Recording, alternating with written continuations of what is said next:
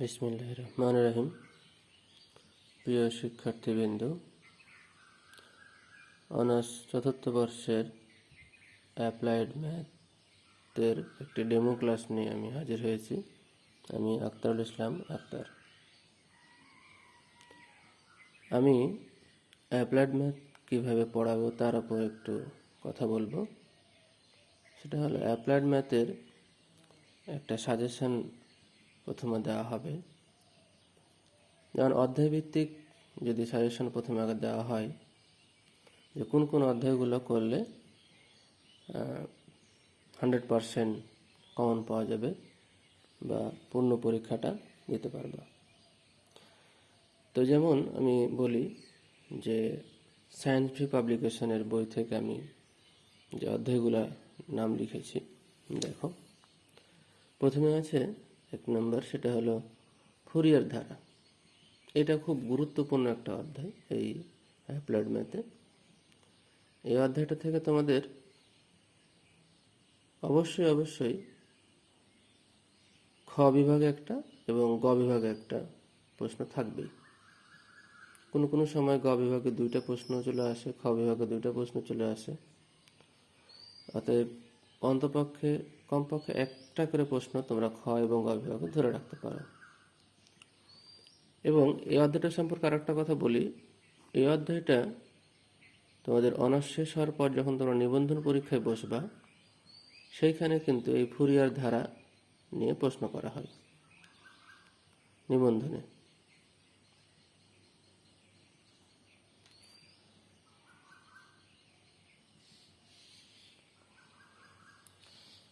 তারপরে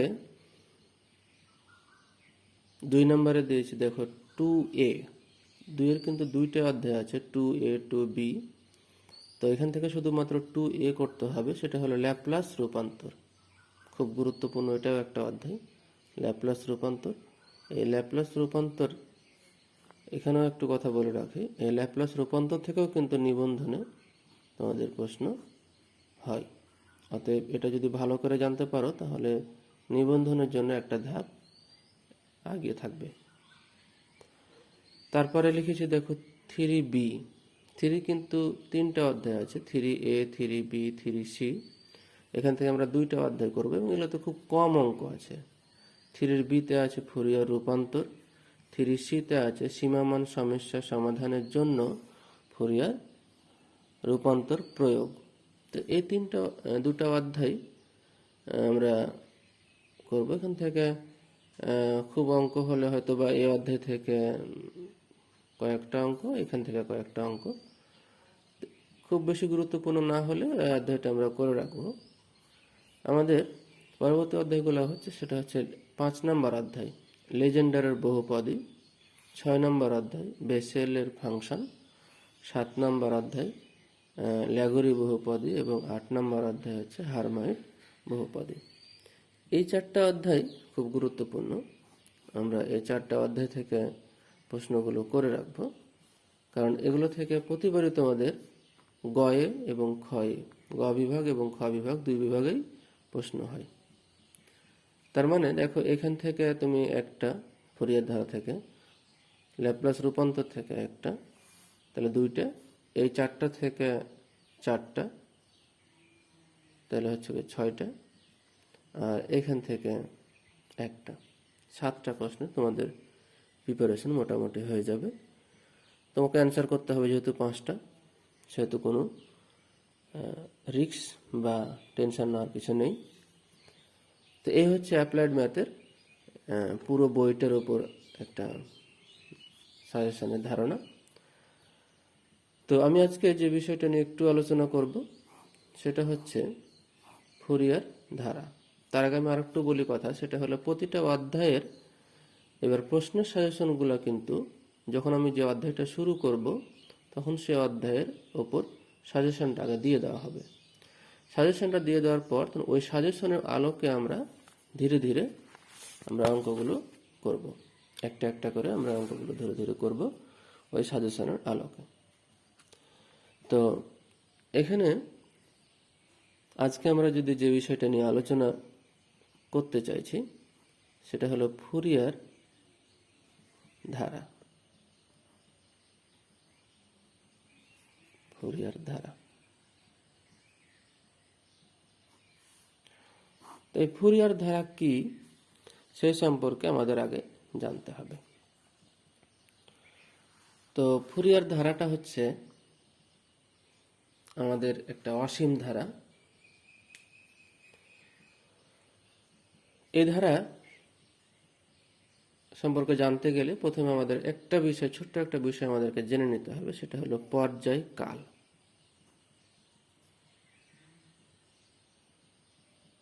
পর্যায়কাল কি সেটা আমাদের একটু জেনে নিতে হবে। তো পর্যায়কাল হচ্ছে একটা ফাংশন এফ অফ এক্স।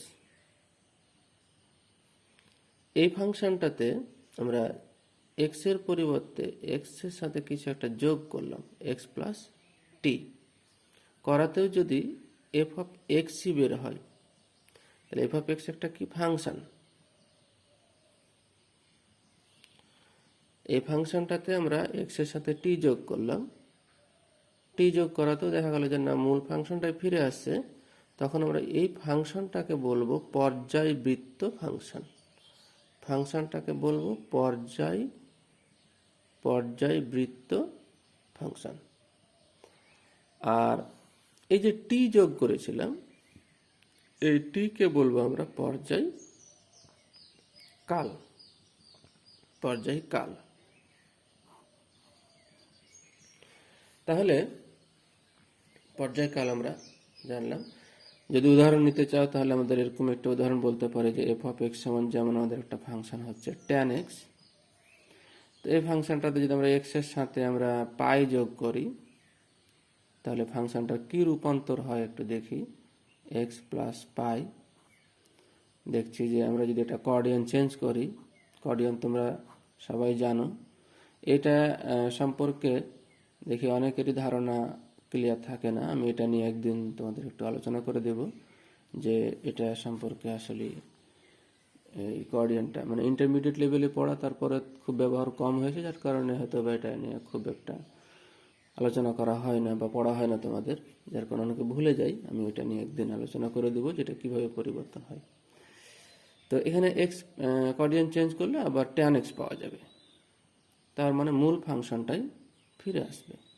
তাহলে এই ট্যান এক্স ফাংশনটাকে আমরা পর্যায়বৃত্ত ফাংশন বলবো। আর এই যে এখানে এক্স এর সাথে পাই যোগ করেছিলাম, এটাকে আমরা পর্যায়কাল বলবো। এখন একটা ব্যবধির ক্ষেত্রে পর্যায়কাল কত হবে? এ আর বি, এটা একটা ব্যবধি।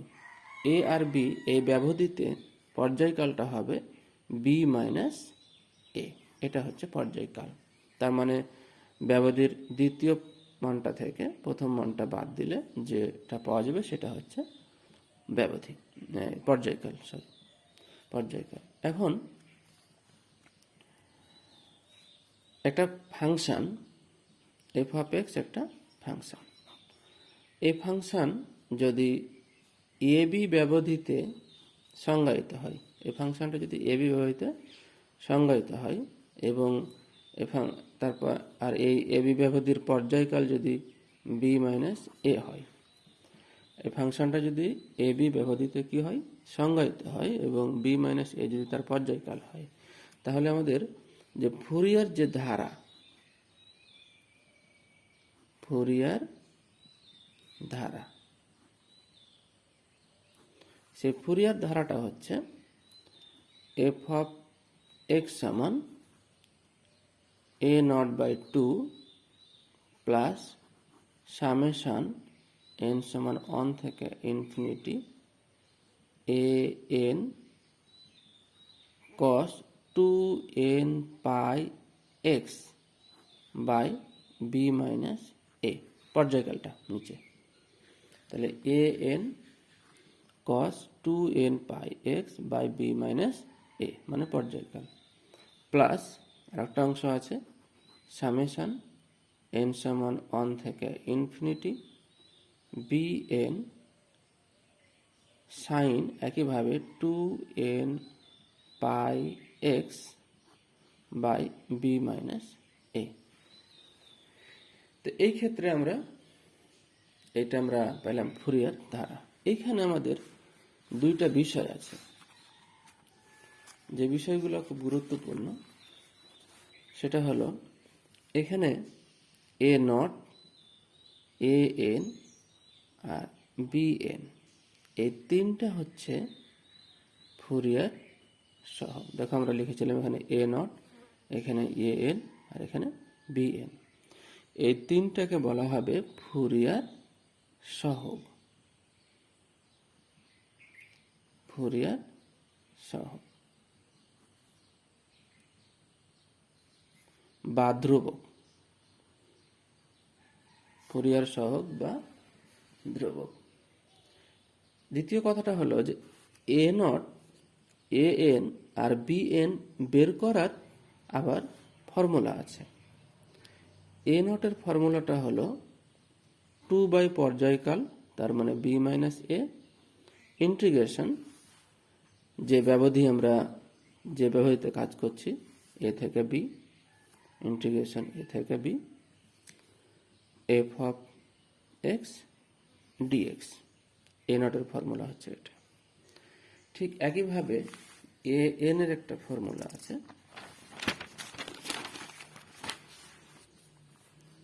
এ এন এর ফর্মুলা হচ্ছে একইভাবে 2 বি মাইনাস এ, মানে পর্যায়কাল ব্যবধি এ থেকে বি, এফ অফ এক্স, এখানে হবে cos 2n pi x by b minus a dx. ভালো করে মুখস্থ করে নিতে হবে এগুলো। এ এন সমান 2 বি মাইনাস এ নট থেকে, এ থেকে বি ব্যবধি f of x cos 2n pi x by b minus a, মানে পর্যায়কালটা নিচে। ঠিক একইভাবে বি এন এর ফর্মুলাটা হচ্ছে 2 b minus a integration a থেকে b f of x sine 2n pi x by b minus a dx. এই হচ্ছে আমাদের কি ফুরিয়ার সহগ সম্পর্কে আমাদের জানা। এগুলো হচ্ছে আমাদের a not, a n, b n, এগুলো হচ্ছে ফুরিয়ার সহগ বা ধ্রুবক। যখন আমরা কোনো একটা অঙ্ক করব তখন এইগুলোর মান বের করতে হবে। A not, a n, b n এর মান, ওই মানগুলো নিয়ে এসে আমাদের এখানে এ নটের মান, এ এন এর মান, বি এন এর মান বসিয়ে যে ধারাটা আমরা পাবো সেটা হবে আমাদের ফুরিয়ার ধারা। এখন যে কথাটা আমি বলছি সেটা হলো আমাদের ব্যবধিটা, যে বেশিরভাগ যে ব্যবধিতে আমাদের অঙ্ক পাবো তা হচ্ছে -π থেকে +π। এই ব্যবধি খুব গুরুত্বপূর্ণ ব্যবধি, এবং এই ব্যবধিতেই তোমাদের বইয়ের ম্যাক্সিমাম অঙ্কগুলো আছে। এই ব্যবধিতে আমাদের অঙ্কগুলো করতে হবে। তো এখানে এই ব্যবধিতে যদি একটা ফাংশন সংজ্ঞায়িত হয়, সংজ্ঞায়িত টেস্ট করতে হবে না। আর তাহলে এই ব্যবধিতে পর্যায়কালটা আমাদের কত হবে? তাহলে আমরা কি করব, পাই থেকে -π বিয়োগ করব। তাহলে পাই মাইনাস -π, তার মানে পাই মাইনাসে প্লাস, তার মানে π।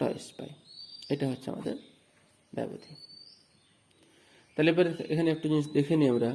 তাহলে আমাদের এ নটের মানে ব্যবধিটা, ফুরিয়ার ধারাটা কত হবে আগে একটু লিখে নিই। ফুরিয়ার ধারা এই -π থেকে π ব্যবধিতে, তাহলে কত হবে, এফ অফ এক্স সমান প্রথমেই পাবো কত, a not by 2 plus summation n সমান 1 থেকে infinity a n cos 2n pi x by π, যেহেতু আমাদের π ব্যবধি। এখানে আমরা যখন লিখব অঙ্ক করার সাথে, তখন আমরা এখানে আগেই আমরা 2 π এগুলো আমরা কেটে দিব। তাহলে আমাদের আসলে থাকবে cos nx। দ্বিতীয়টা একটু লিখে নিই, সামেশন n সমান 1 থেকে ইনফিনিটি বি এন সাইন, ওটাও একই 2n পাই এক্স বাই π। তাহলে এখানেও 2 এবং π কেটে যাবে। তাহলে আসলে আমাদের ধারাটার আকার হবে এরকম, a not by 2 plus summation n সমান 1 থেকে infinity a n cos n x plus summation n সমান 1 থেকে infinity b n sine n x. এটা হচ্ছে আমাদের আসলেই মূল ফুরিয়ার ধারা। কোন ব্যবধিতে? মাইনাস পাই থেকে প্লাস পাই ব্যবধিতে। এখন তাহলে আমাদের a not, a n, b n এগুলোরও ফিগারটা চেঞ্জ হয়ে যাবে। এ নটের আমরা যে সূত্র পড়ে আসলাম, দেখো এ নটের সূত্র পড়ে আসলাম এটা, যে এ নট সমান কত? 2 বাই পর্যায়কাল ইন্টিগ্রেশন ব্যবধি এফ অফ এক্স ডিএক্স। তাহলে আমাদেরটা কত হবে? আমাদেরটা এখানে হবে ঠিক ওই অনুযায়ী যদি হয়, তাহলে 2 বাই পর্যায়কাল কত? Twice pi integration minus pi থেকে plus pi f of x dx. তো এখানে সেমভাবে আমরা 2 কেটে যাবে, তাহলে 2 কেটে গেলে আসলে কত পাওয়া যাবে? 1 by pi integration minus pi থেকে pi f of x dx. দেখো তাহলে আসলে আমরা এটাকে মনে রাখবো, মাইনাস পাই থেকে পাই ব্যবধিত এটা অঙ্ক করার ক্ষেত্রে মনে রাখবো যে 1 by pi integration minus pi থেকে pi f of x dx. ঠিক সেমভাবে আমাদের এ এন 2 বাই টয়েস পাই হবে। তা আমরা ওগুলো না করে আমরা সরাসরি যদি বলি, তাহলে 1 by pi integration minus pi থেকে pi f of x. A n আমাদের ফর্মুলা দেখো কি ছিল? এফ অফ এক্স ইন্টু ছিল cos 2n pi x by b minus a, মানে পর্যায়কাল যদি আমরা এখানে টয়েস পাই বসাই, তাহলে কি হয়ে যাবে? একইভাবে 2 এবং পাইটা কেটে যাবে নিচের সাথে, তাহলে আমাদের এখানে থাকবে কত? কস এন এক্স। এটা হলো এ এন। ঠিক সেমভাবে যদি আমরা বি এন করি, তাহলে একইভাবে পাবো কত? 1 by pi integration minus pi থেকে plus pi f of x sine n x dx. এই তিনটার মান এ নট, এ এন আর বি এন, এই তিনটার মান যখন আমরা পেয়ে যাব ইন্টিগ্রেশন করে ফাংশন বসিয়ে ইন্টিগ্রেশন করব, ইন্টিগ্রেশনের কাজগুলো আমরা জানি, ইন্টিগ্রেশনের কাজগুলো করে যখন মানগুলো পাবো, তখন ওই মানগুলো নিয়ে এসে আমরা এইখানে এ নটের মান, এ এন এর মান আর বি এন এর মান বসিয়ে যেটা পাবো সেটা আমাদের হবে ফুরিয়ার ধারা। তো শিক্ষার্থী বন্ধুরা, আমরা ফুরিয়ার ধারা সম্পর্কে একটু জানলাম। এখানে আরও কিছু আছে, জোড় ফাংশন, বিজোড় ফাংশন, ফুরিয়ার ধারার উপর পার্সিভেলের অভেদের সূত্র আছে, অঙ্ক আছে, অর্ধ রেঞ্জের অঙ্ক আছে। এই অঙ্কগুলো আমি আগে একটা সাজেশন দিয়ে দিব। সাজেশন দেওয়ার পর তখন আমি সাজেশন অনুযায়ী ধারাবাহিক পড়াবো। তো আগামী কিছুদিনের মধ্যে আমাদের এই অ্যাপ্লাইড ম্যাথের পেড কোর্স শুরু হচ্ছে। তো যারা ইচ্ছুক তারা আমার সাথে যোগাযোগ করতে পারো। যোগাযোগ করে পেড কোর্স পূরণ করলে, পে করলে আমি শুরু করব। তো সকলেই ভালো থাকো, ধন্যবাদ।